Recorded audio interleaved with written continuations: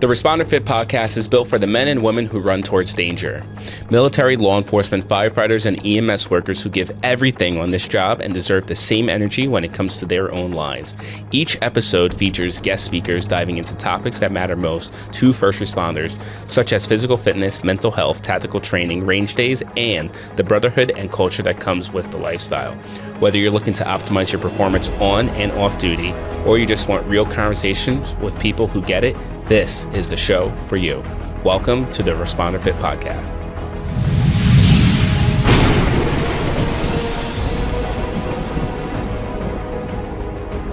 And welcome back to the ResponderFitt Podcast. I'm your host, Jared Jacobs. Today we have Justin on. Justin, why don't you introduce yourself? Tell us a little bit about who you are. Awesome. All right, my name is Justin. I currently am in the military, kind of going into 10 years of service this November. Also, I work for the police department within New York State, so that is a little bit of my credentials. Nice, right on. So you're in the Air Force, right? Correct. So what made you join the Air Force? Like, why the Air Force? So why the Air Force? I think it's probably one of the smartest choices you can choose. A little bias on that, maybe because I am in the Air Force. The main two reasons that I always tell people is because I wanted to serve, right? I think it's one of those patriotic answers where you're like, oh, like, I just want to serve my country and everything it's done for me. And then the other reason that I always give is my father served in the Marines for 20 years, and kind of like seeing that growing up kind of just gives you like that wow factor. And you're like, wow, I kind of just want to follow in something he did and follow in his footsteps. Right on. Now, what job did you have while you're in the Air Force? So I currently work with the Air National Guard. So I'm still currently serving. So the job that I have is within logistics. So for the people who do know, like Air Force specialty codes, it's a 2TO, which is traffic management office. So it's kind of like shipping and receiving and things of that nature. Nice. Did you deploy? Yes, I've deployed twice, actually. I've deployed in the Middle East. I've deployed in Jordan, and I have also deployed in UAE, so United Arab Emirates. Which one did you like better? Listen, I think you make the best out of whatever you choose. So like they both had their pros and cons. Like I've met great people in Jordan, and that's only because it's one of those locations where it's kind of like there's nothing to do. And since there's nothing to do, you can only build upon your relationship with the people that you are with out there. But I also loved United Arab Emirates, and that's because like Dubai was only 45 minutes away. So just like anytime I had the experience to go experience it, I was taking it. Nice. So, what was your schedule like over there? So I worked night shifts for both deployments. On the first deployment, I worked from 3 to midnight. So that was 6 days a week. And then there was something very similar to the second deployment. The second deployment was more of 12-hour shifts. So it was from like 12 to 12. Nice. Okay, cool. Now, did you work out while you were over there too, or not really? Actually, yes, I did. I worked out a lot. When you are in a deployed location and you don't really have much to do, kind of working out is one of those things that you kind of find your outlet to do. I ended up becoming a really avid runner on my first deployment. Nice. But with, like with certain things and you like kind of just jumped the gun into it, you don't really kind of like understand what can I say? Like the things that go into it. So like it's same thing with like how when people become lifters, like they don't really understand like how stretching is important and like certain things like, hey, there's certain workouts that kind of benefit you more than a certain workout. It was the same thing with running. So when I became a runner in deployment, I was like, okay, what can I do to get myself better? I literally ran 3 miles every single day for like 4 or 5 months straight on like not the best pavement and not on a track. I was just like going at it. No stretching, no nothing. And I was just like, boom, run. Which kind of ended up me getting runner's knee out there. Oh, no. Yeah, it was the worst pain that I probably could have ever experienced. It was one day I was going up the stairs and boom, my knee just gave out on me. So that kind of stopped me from running for a while, and it kind of like gave me like a little bit of like a back set on it because I was just like, oh, like I can't believe I hurt my knee and I was doing so well. And I just kind of got discouraged from running and like anything that had to do with legs. Mm-hmm. Wow, that's crazy. Yeah. What's one of your pet peeves while being overseas? One of my pet peeves while being overseas? Probably the lack of emotion that people have towards people's certain situations. And what I mean by that is for some people, they're very young or they're very old The experiences vary between somebody who's been in for 1 year, 6 years, kind of their last deployment. Like they're in for 18 years and they're like, this is my last one.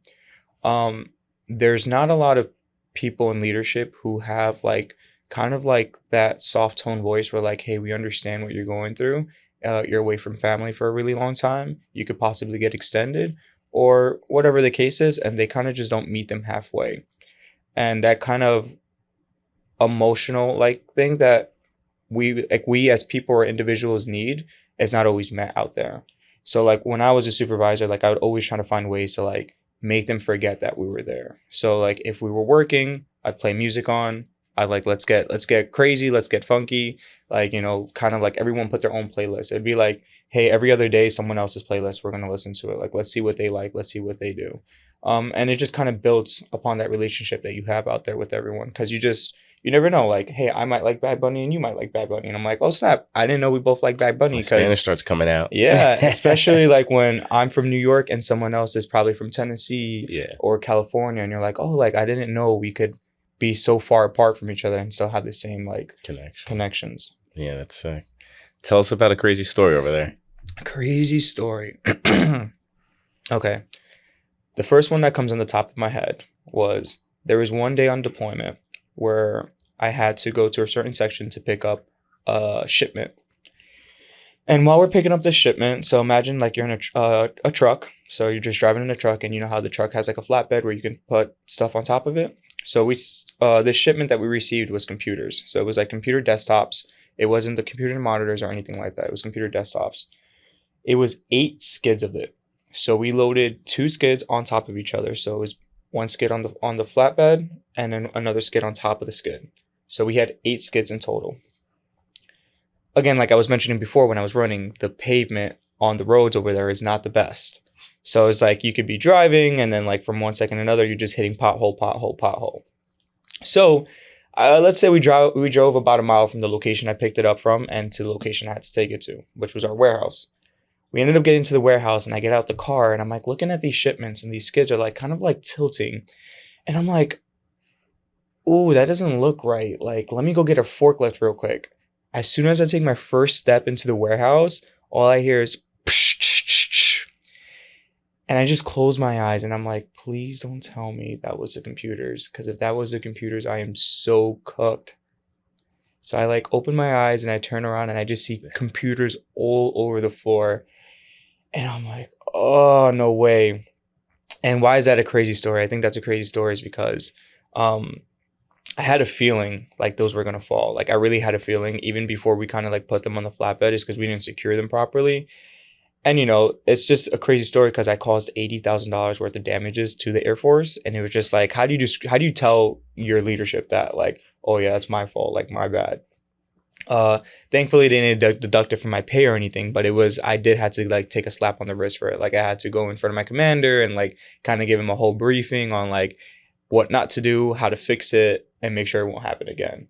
And it was like, it was kind of one of those things where it was just like, all right, like I've never had gotten myself into any really big trouble. And I was able to like take it to the chin, learn from it, grow from it. And then as a leader, understand like, okay, if one of my troops ever make a poor decision like I did, like I can kind of guide them through them and tell them my story as well. Yeah. That's always the worst part. That's like, all right, the XO wants to see you. You're like, oh, yeah, you're fuck, like, here we oh, go. Yeah. And everyone's like, ooh. And it was in front of a staff meeting too. So it was just like all the leadership was there and they were like, oh, we have a enlisted in here. Like, what's up, man? Like, come up. He's like, oh, what are you here for? Nothing great, sir. Exactly. I literally put my head down and I was like, oh, next slide, please. And then the slide came up and I was like, oh, this is what I'm here for. Yeah. Yeah, I did something wrong once and the whole command was in the whole meeting. But like, you know how like the XO is kind of in charge of like punishment? Yeah. So the CEO like sees me. He's like, yeah, the XO's looking for you. I'm like, oh, roger that, sir. And like, he already could tell. He's like, good luck. Because you know how like some XOs are like more hammers than others? Yep. Like you have some that are chill and they're like, yeah, like it's whatever. It's an accident. Mm-hmm. And they have others that are just like, I wouldn't say out to get you, but they're like, yeah, you know, I got to make my name. We're giving you the book. We're going to give you the book answer. It's like, it's like, all right, here we go. It's like, well, what have you done your whole career? You know? Exactly. So let's transition. So how did it feel when you got out of the military transitioning back into civilian life? So this was a very big thing for me. So like imagine knowing something your whole life and like you're like and you invested yourself into it, right? So like I said, I'm still currently in, but I'm just not doing it full time in a full-time Right. capacity anymore. So like when I was getting prepared to transition from military life into civilian life, I think it was kind of one of the most scariest things I've ever had to deal with in my own mental life and physical life because it was just like, okay, I got so used to having such a set schedule where I go to work, I work out, I eat, go to sleep, boom, repeat. It's like kind of like had it down packed to like an equation. And then I was at a point where I was like, wow, what am I going to do out of this? Like, what? I don't know what I want to do. I have no kind of real set things that I like. So I was just like, all right, well, let me just start thinking of other things I would might like to do. So I started just talking around with people, that's like kind of like how you kind of build connections, just kind of having conversations. And I realized that more than half of my base was either law enforcement or like on a trade. Well, trade doesn't work for me because I can't even fix anything in my house. So I was like, okay, that's out the door. And then I was like, oh, law enforcement. And then the more I thought about it, the more I realized like, hey, the law enforcement is kind of like the military, Yeah. where you kind of have like a brotherhood or a sisterhood. Everyone looks out for each other. Everyone cares for each other. So I thought about it and I was like, all right, if I'm going to think about it, at least let me apply for some exams. So I applied for exams. I applied for maybe 3 or 4 agencies, took the exams, and then one reached back out to me. And when I was going through the process, it was like, how you kind of ask for signs, like, oh, if this works out, this is meant for me. Mm-hmm. I think the biggest sign that aligned for me was my academy start date started October 19th and my last day of orders was October 15th. And I was like, okay, wow. Like it Oh, that literally worked out. ended as one started. And then throughout the process, like, when you apply for agency, sometimes it takes months, weeks for them to reach back. And throughout the silence, like my investigator, he was just like really good with like keeping me updated. He was like, hey, just letting you know, like we're not going to communicate for almost 2 months, but that doesn't mean you're out the process. That means we're just doing things that we have to do. And every time it lined up or every time I had doubt, boom, I always got a phone call saying, hey, you're in the next step for this or that. So I always just recommend people just take the chance on yourself. I literally thought I had nothing else outside of the military. And I ended up taking a huge chance and bet on myself. And when I say on myself, it's literally like that. Like you're betting on yourself that you're going to be able to accomplish with what you want to accomplish. And I was able to do it. So like, and this is coming from someone who like was at a really low point because when you're leaving something that you're so comfortable with and you just have no idea what you're going to do with after that, there's just a lot of thoughts that go through your head and like not feeling enough or not feeling you're going to be able to do it. So like just take a bet on yourself and just talk to people around you and you'll be fine. Like you'll get through it. Yeah. No, that's awesome. Dude, that was similar for me. So I got out of active duty in May and I was going through the process for the police department. Mm-hmm. In between that, I picked up a job working in the fire department. So I worked from the fire department from May all the way to the following October. Wow. Yeah. And honestly, I tell everyone that to this day, the fire department was the best job I ever had. I applied too. Yeah, dude, Yeah. I was always getting fed. The food, literally, I was working out, eating, and we just hung out. Wow. The firefighter life. I'm jealous. Yeah, but I'm happy I'm a cop, though. Sometimes. So, anyways, how do you stay in shape while working your shift schedule? So for the military, it was very easy. So in the military, it's kind of like, hey, you have certain days that you work and then certain hours that you work. So I always worked from 6 a.m. to 4 p.m., which was very easy because you still have the rest of the day to conquer, right? And I worked 4-10 schedule in the military. So I worked 4 days a week, 10-hour shifts. And that was kind of it. Like I had 3 days off to relax for myself and I would just go to work out after work. And I made it very easy for myself. I found friends that would want to work out with me. So you know how it is. Like when you have a workout buddy, you're more inclined to work out. Yeah. So like I always had a friend to work out with me. And I think people don't talk about that a lot sometimes, like how easy it is to like feel inclined to go to the gym when you have somebody to work out with and how hard it is when you don't have somebody to work out with. I know, sorry to sidetrack on that. No. But I think that was one of the biggest challenges that I faced as somebody who lifts. is when I had to transition from working out with somebody all the time to working out by myself, because that's just kind of like a different set of like discipline and motivation and like self-encouragement, like for someone being there and looking at you, trying to push you to your limit. Yeah, it's easy because they're going to like, oh, here, I got you. But do you doing it yourself? Like, damn, I got one more set after this, or I got to push this set to 8 or whatever. Now that's like a different like animal in itself, Yeah. But when I was going through the police academy, it was extremely hard. I actually stopped working out in general because we were just getting hammered at the police academy, and you know how it is. Like they'll hammer you, they'll make you work out, and honestly, we were running so much and we were working out so much. It was kind of okay for me to take the step back from not having to work out outside of it. Which one did you think was harder, the boot camp or the police academy? So like I said before, if you're looking to join anything, join the Air Force. It's kind of like summer camp. Yeah, boot camp was by far the easiest thing that I've had to do. Really? Yeah, which is kind of crazy because you never really hear people say that. And then you got to ask the branch that they went to. Like if you hear the Marines, horror stories. You're not going to hear that. Army, yeah, you're rucking. I don't know how many miles. I don't know how it is for the Navy, but I'm pretty sure the Navy is just not like. It's not like the Air Force. That's what I will say. It's not like the Air Force. Does the Air Force push you? Yes, but only to a certain extent. Yeah. They don't go anything past that. Yeah. The police academy though, I think it varies on who you have as instructors. So I've heard horror stories for certain police departments where it can be actually very challenging or very easy. Ours is very challenging. We worked out 4 days on, and then we only had 2 days off in between. So we would work out Monday through Thursday, have Friday and Monday off, and then we'll work out Tuesday through Friday. And it wasn't like we were just kind of doing like small little things. We were like running 4 miles, doing 500 burpees, 500 sit-ups, all within the same workout regimen. And then they were like, okay, let's do it again the next day. So it was just like going from, and especially like I thought I was very fit going into the academy because I was like running half marathons, 10Ks, 5Ks. Like I was like, okay, I'm going to be fine with the running. But then there's always someone there that's more fit than you, right? And I think that's something you learn in the fitness world. There's kind of levels to this. Yeah. And you could be the peak at your level, but then you kind of see someone else at the next level and you're like, okay, there's always something to push yourself for. There's always something to strive for. And it's not saying that you're not any better than anyone or someone's better than you. It's just that there's levels to it. Yeah. And, you could be at the peak at a certain level.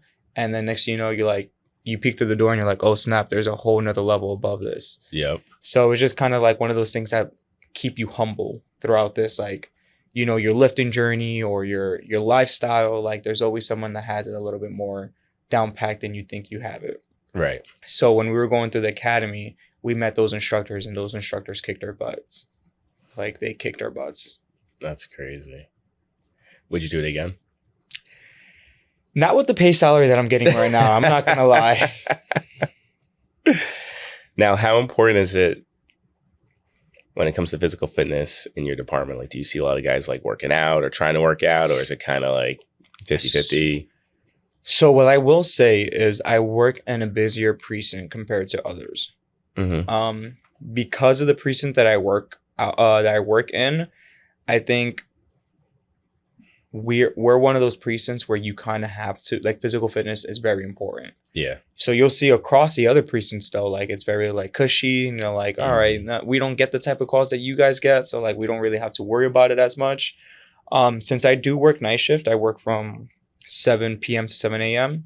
It's a little difficult for us to work out throughout our shift. Yeah. We do get a meal, which is like an hour and a half that people usually tend to work out with. But in our precinct, since we're so busy, like we always have our ear on the radio. So like if a call comes out on our post, like we'll come off meal and go to the call, depending on what the call is. So like imagine that if you're like 30 minutes into your workout, you hear something go off on your post and you're like, oh, like I actually got to change now and I got to go back to work, even though I still have another hour left. So you don't see it very much, at least during nights, people working out, which is kind of hard and difficult because it's like, all right, by the time I get home, I have to go straight to sleep again for another 12-hour shift the next day. So was it an adjustment for you? An extreme adjustment. I've never worked those type of night shifts, and then also kind of being stagnant in a car for so long too. Like, yeah, I'm driving around and I'll like get out of my car when I go to a call, but it's just like if I'm not getting any calls, I'm just in my car, driving around or whatever it is.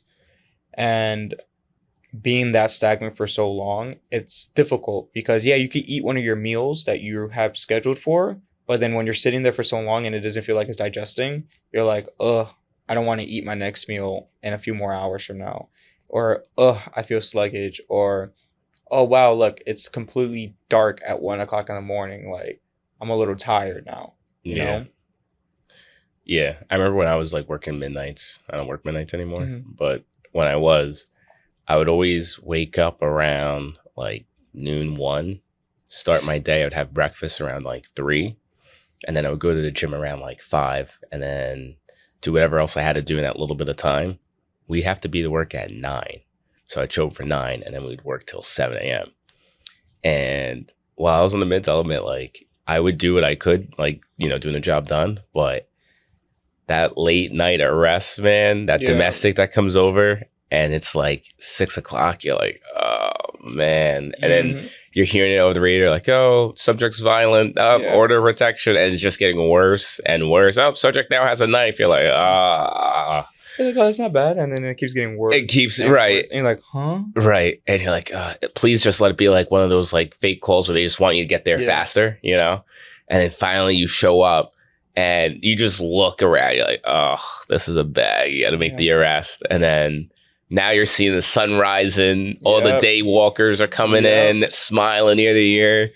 And then you got the bags and you're just grumpy, like, like, let's go. Yep.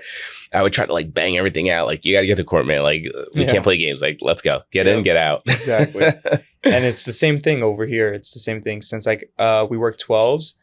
Cool. It's 7 a.m. comes and you're like, oh, good. I'm done. And this is like on a perfect day where you leave on time, right? That when I was saying before, like, oh yeah, I'm going to go home, go straight to sleep. Now imagine if you're like, oh wait, you know what? I'm going to go straight to the gym right after work. Like, boom, I have that planned. I am not steering away from this plan. I'm going to the gym. And then you get the call.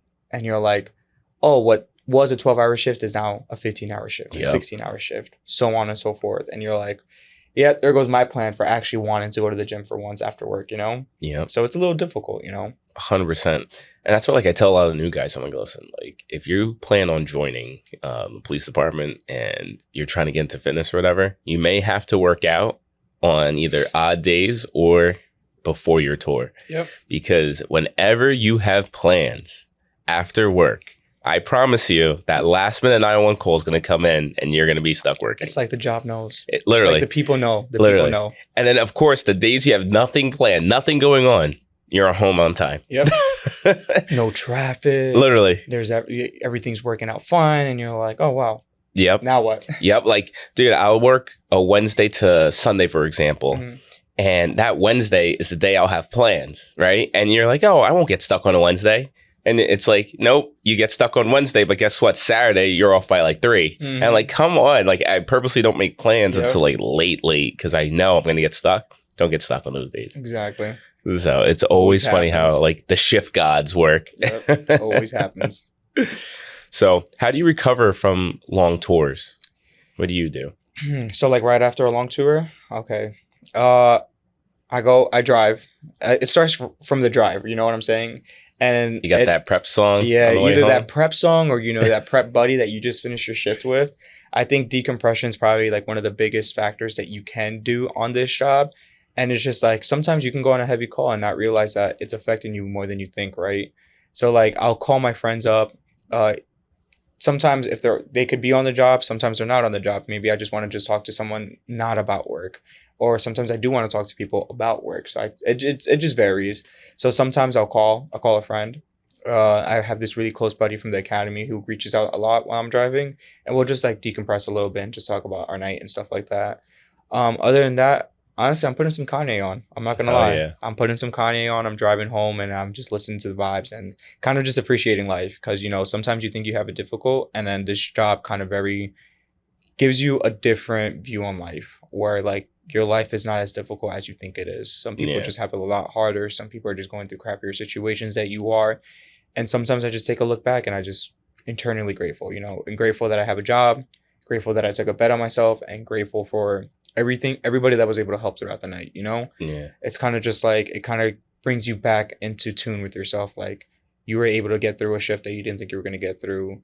You were able to do it, like, you know, kind of like self-motivation, you know, type stuff. And Yeah. that it starts from right on the drive home.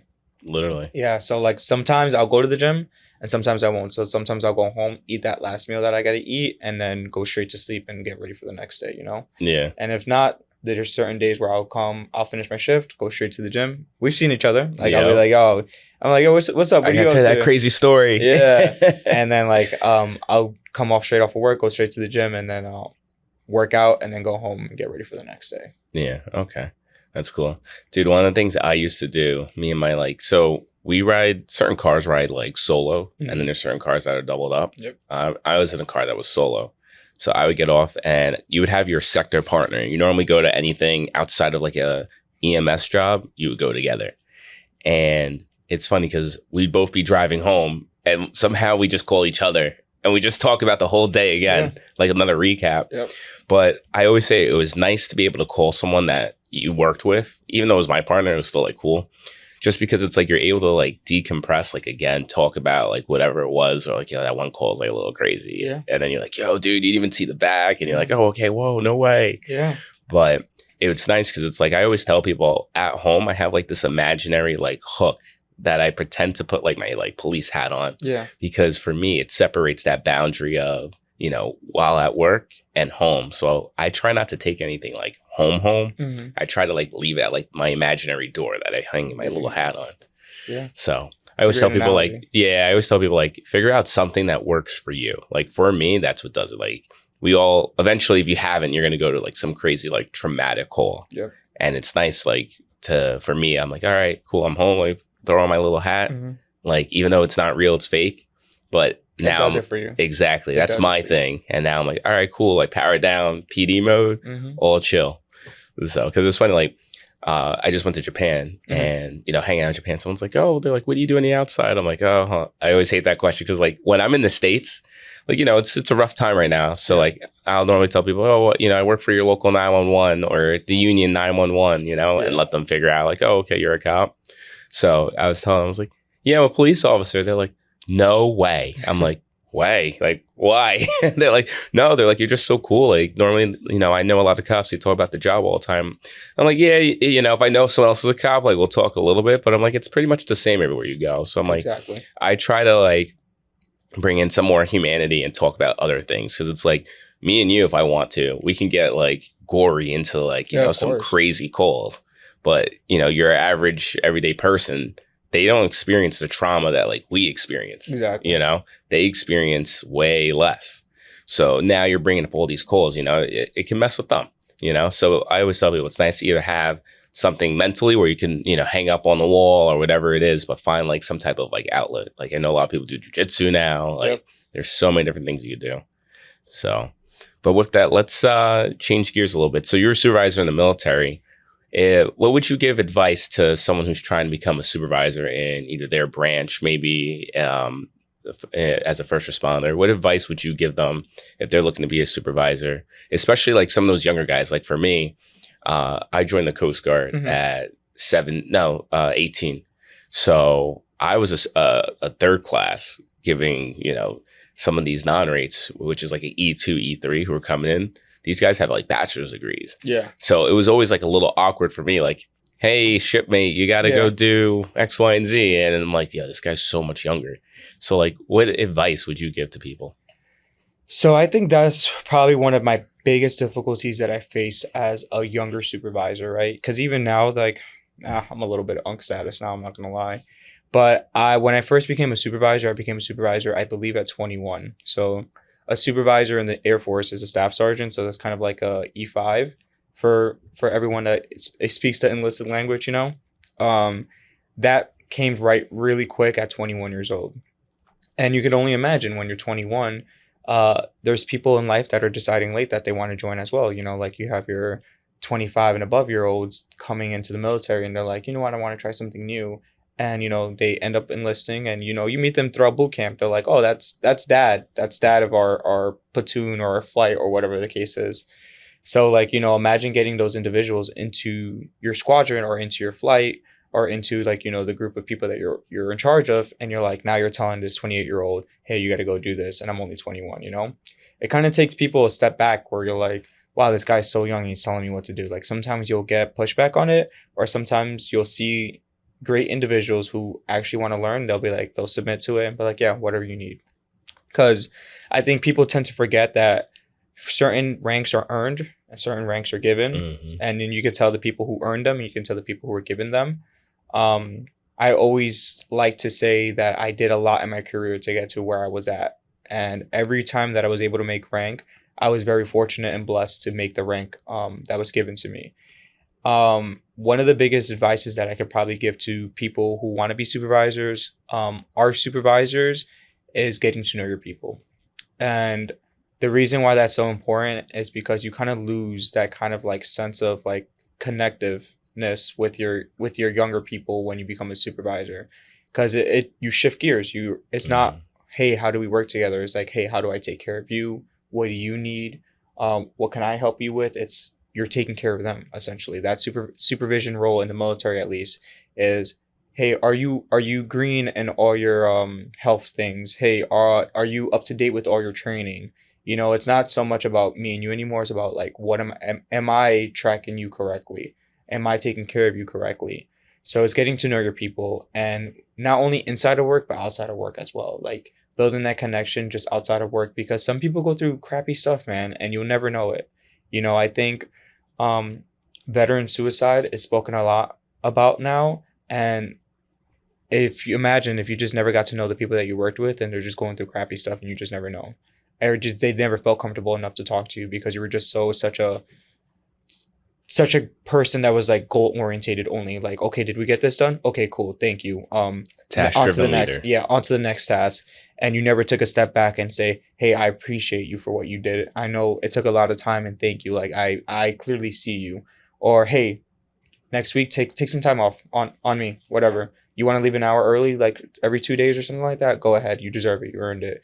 Hey, you want a certain award? Okay, let's see how we can get you to that award. You know what I'm saying? Or hey, you want to go to a specific training? All right, cool. You've already proven to me here at home station that you can do it. I trust you enough to go do it outside of here. Yeah. So kind of figuring out what like your people like, what your people want to do, it makes you a great supervisor. And it kind of gives you like, if you ever need something, since you take care of them, they'll take care of you. Yeah. And I completely agree with you. One of the biggest things I always hated, and it's not true like everywhere, but like a lot of people don't reward the people below them.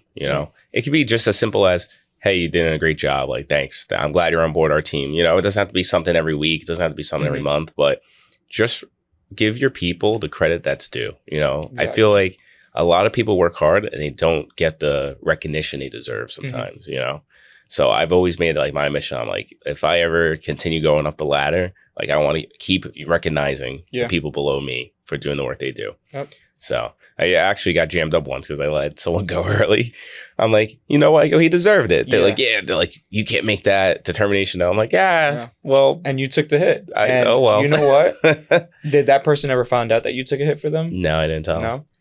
If they ever do, or if they ever like realize it, that would have changed the way they viewed you for the rest of their career. Yeah. Like I remember when he stood up for me and he let me go because I was doing a good job, and he got in trouble for it, and he stood on his 10 toes down. He was like, nah, I don't care. He deserved it. He can go. So like, I also think rewarding your people with food, it goes a long way too. I always bring, so like during like, certain days that I work or drills, like I'll bring them bagels. Be like, hey, like I know I can't do much on my level some certain days, but here's some bagels. Like I appreciate you guys. You know what? You're right. It goes a long way. Like I actually had, an arrest 2 days ago. We worked around the clock. We got in at 3 p.m. It's now 5 a.m. And one of the sergeants was like, hey, do you want a BEC SPK? Hell yeah, bacon, egg, and cheese, salt, pepper, ketchup, baby. And I'm like, honestly, yeah, I'll take one. I'm starving. And I'm like, all right. I'm like, boss, how much? He's like, yeah, it's on me. Don't even worry about it. And I'm like, I'm like, that's what's nice. It's nice to see like people who appreciate you doing the work, doing the job, you don't see it often. So No, it's you nice. don't. So Like, when you do, you're like, wow, you're like, now that supervisor, you're like, wow, I remember when you bought me something when I was like here for a really long time, you know? yeah. And I was It even goes a telling long way. and I was telling my partner, I'm like, yeah, like this is awesome. Like it's the little things, you know. You don't gotta go out and get crazy things for your people, but Mhm. just that, you know, you see me in an uncomfortable situation, worked the whole night. Now I'm staying into the day tour, and it's like, yeah, you know what, breakfast on me, you know. So I really appreciate it. But let's change gears a little bit. Let's talk about guns. What are you into? Rifle, shotgun, pistols? So I shot a shotgun before. Mhm. Not a fan of it. I don't know why. Is it I the think kickback? it's a kickback. I'm not gonna lie. I Blows think your it's the shoulder out sometimes. blows my shoulder out, and my shoulders are already cooked from working out for so many years, right? Yeah. I started shooting pistols a lot ever since the academy. So prior to becoming law enforcement, I was never into guns. Obviously, I shot a lot of guns in the military, but I wasn't really into like being a gun fanatic. But now, obviously, when you change careers, you're like, oh, now like I probably like should be a little bit more into it, or a little at least in tune with it. Because I literally just had a gun call the other day where we were looking for a firearm, and you know, we're canvassing, and then next thing you know, I turn on my flashlight. Right below my feet, bam, the gun. And I'm like, wow, that's kind of crazy. And I think as law enforcement, you should be in tuned with firearms only because for your safety and the safety of others, right? So that gun that I found on the floor was actually jammed. There was actually a bullet, and it was it was locked back, the slide. So I was just Was like, it a double feed? it was a double feed. It was double feed. There was a one already in and the one already coming out, and then boom, it locked. Dude, I say it all too often. Some of these guys, some of these perpetrators, man, they have no idea what they're doing. No idea. And I know one friend, the guy actually displayed the firearm, and thank God he had it on safe. He didn't know what he was doing. But, you know, it's serious because it's like they don't know what they're doing, and it gives us that little advantage to, you know. So, I think being in tune with it is very important, at least for us in our career. Yeah. Because prior to that, I really didn't understand what guns were or why they weren't so important. But like, at least in our career, they're extremely important. And, you know, for certain things, it's like, you know, for your own safety, you know, like it's extremely important, and you just never know when you're going to have to use it. So like, I've been trying to go to the range a lot more often. You know, you're only so good with how much you practice with it, right? Respect. There's certain people that will leave their gun in their gun holster for an entire year, go to the range, and then shoot like crap. They can't even shoot the target, you know? So it's just like, wow, like how am I supposed to rely on that person to have my back when either I'm reloading my gun or I run out of ammo, and then that's my backup, you know? So like, I would never want anybody else to feel like that with me. I want them to feel like, okay, he has my back. I've seen him train. He understands what he's doing. Kind of just gives you like a little bit more comfort when you're going on calls with somebody like that, you know? Pistols or rifles, I think I might be a rifle boy. I'm not gonna lie. Really? At least in the military, I shot them for so much. I had like the expert ribbon on it, so I just feel more comfortable with it, you know?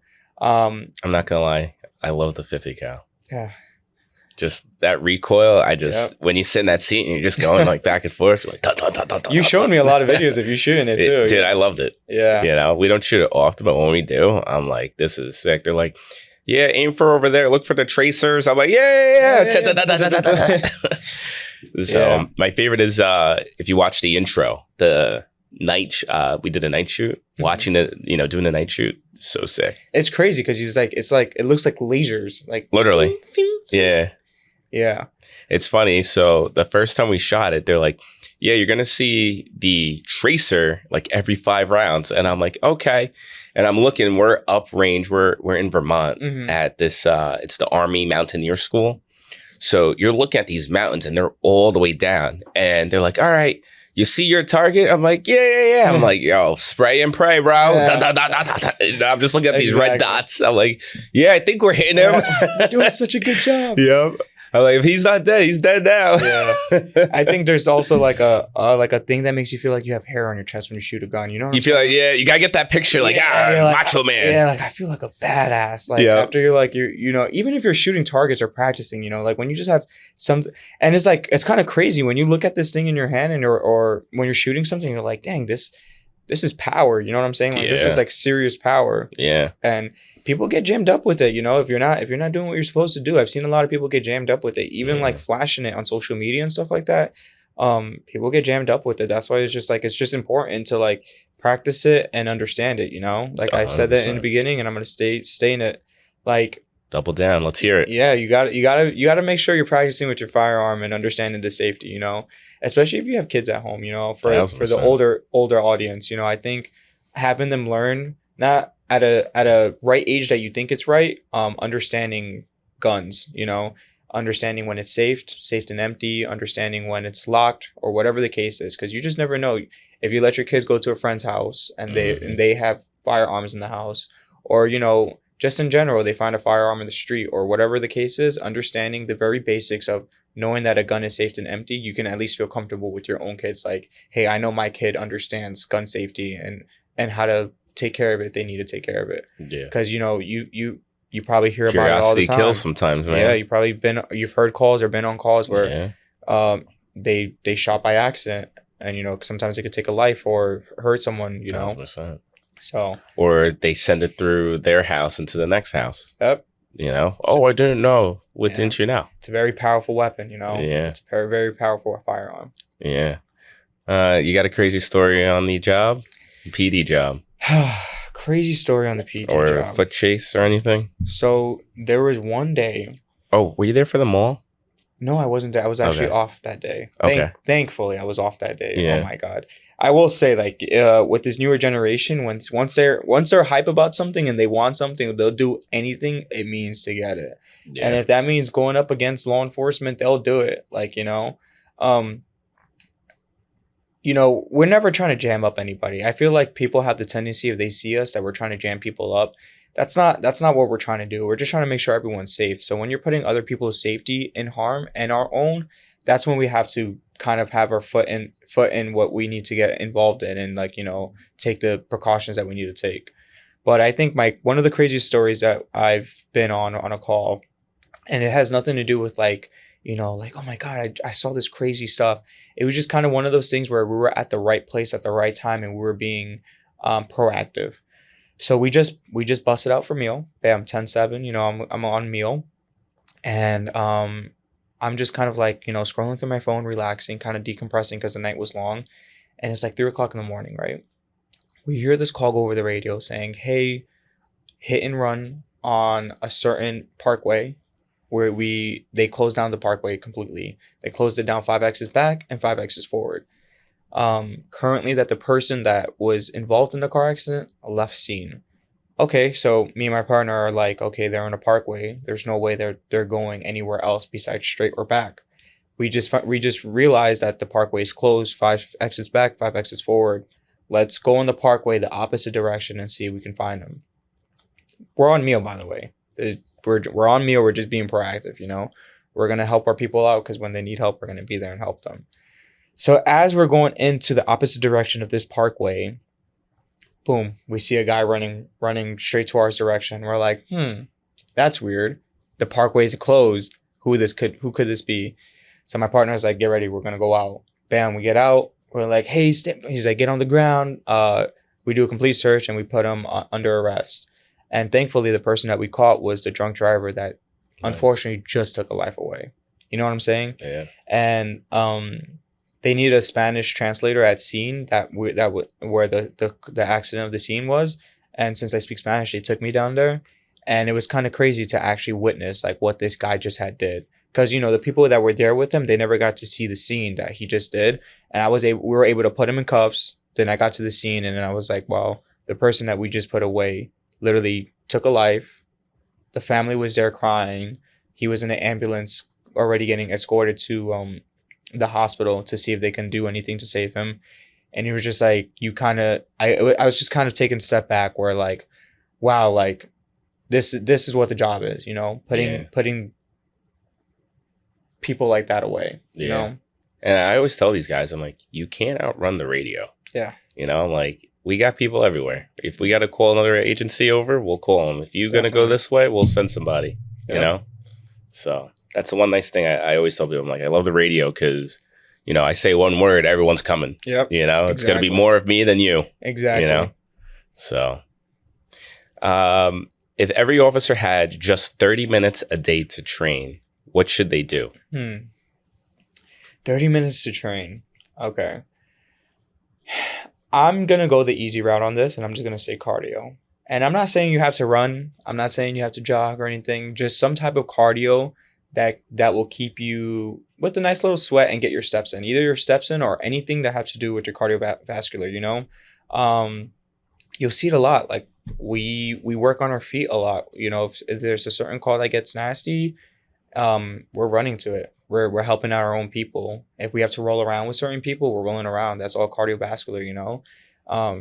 I'd rather have my cardiovascular where it needs to be and hold off a person as long as I can than them having a better cardiovascular than me. And then I'm the one panting, waiting for help and not knowing if I'm going to make it through or not, you know?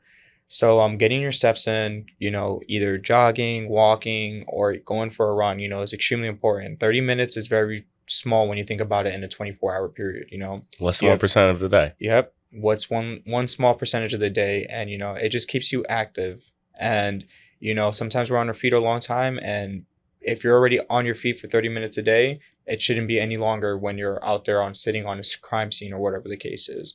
It's just really good for you in general. You know, the heart is what powers this whole body that we have. You know, so if you're taking care of it, it's going to take care of you. You know. And what's one final advice you would give either military or a first responder if they're trying to get into a police academy, fire academy, or into the military and they have a little bit of weight to lose? What's one piece of advice you would give them? Okay. Weight to lose. There's a lot of things I could say. Talk to someone who's done it. You know what I'm saying? Seek help. You know, it's not easy when you're first figuring it out. It took me a long time to figure out this fitness lifestyle. It took me a very long time to figure it out. What was your heaviest? My heaviest was probably 210, 215. And what are you now? Right now, what I sit on is 190. So, but I've been 190 like this, and I've looked completely different from the way that I look now. Yeah. So there's, you know, again, there's levels to it. 190 2 years ago is not what 190 is today. You know, you build muscle, you lose fat. And maybe I had more fat when I was 190 2 years ago, but now I have less fat and more muscle today. So if you would have asked me what that meant 8 years ago, I probably would have not understood what I'm saying right now at all. Yeah. So that's why if anybody who's seeking to lose weight and is just like having trouble trying to do the research, seek help. Yeah. Seek help. Which is amazing how you do with first responders and stuff like that, how you coach people. Appreciate it. Because even myself, I've been doing this for 8 years and I still have a coach. I have a coach of myself, you know? Yeah. When I feel like I don't know what I can do at a certain period of time, my coach comes in and he was like, hey, do this instead. And I'm like, wow, I that different outlook coming in helped me out a lot. Yeah. So like, if you just have no idea what to do and how to lose the weight, seek help, do research, obviously, and make sure that you're doing what you have to do. Because it's very easy to talk to someone. They tell you what to do and you're like, okay, I'm going to do it. And then you keep pushing it off to the next day or the next week or the next month or the first Monday or the first of the month, you know? How many Mondays go by? How many Mondays go by? How many new months go by? What year is going to be the right year? Yeah. And always people say like, oh, I'm just going to wait for the right time. Yeah. After this wedding, after this, after I get this job, after this. Yeah. And it's just like, why are you waiting so long when you can do it now? Yeah. And then they just keep blowing up. Mm-hmm. And then the first thing that you ask people once they finally figure it out, it's like, oh, like what's like something that you could take back? And it's usually like, I wish I would have done this sooner. Yeah. Yep. Because it's a lot easier than what you psych yourself out to think. It's extremely easy. Once you realize that it's basically a calorie deficit and getting some step in, you're like, oh, wow, that wasn't as bad as I thought it was. Yeah. People overcomplicate and they do these crash diets. Yeah. What's on your next fitness journey? You're doing the runs, right? So, yeah, I've been doing a lot of half marathons. But my next kind of big thing is I'm doing a High Rocks in Dallas. Nice. So I just did one in New York City and I believe I got an hour and 31 with my partner, and me and her are doing it again. Oh yeah. We're going to go to Dallas, and the goal for this one is to beat it at least by 10 minutes. Nice. So like the reason why New York City was so difficult because it was 98 degrees, extremely humid. And if no one has ever heard of a High Rocks race, it's basically 8 kilometers, and at each 1,000 kilometer, you're doing a specific workout. So ski ridges, rows, walking lunges, farmer's carries, whatever it is. is an extremely like very cardiovascular workout, and you already know once the heat comes, your heart rate's already getting jacked up while by freaking walking, basically. So doing that in that sun that day was, oh my god, I thought I was gonna die. My heart rate hit like 210 at one point. I was like, I told my partner, I was like, yo, we gotta stop. I need to walk a little bit.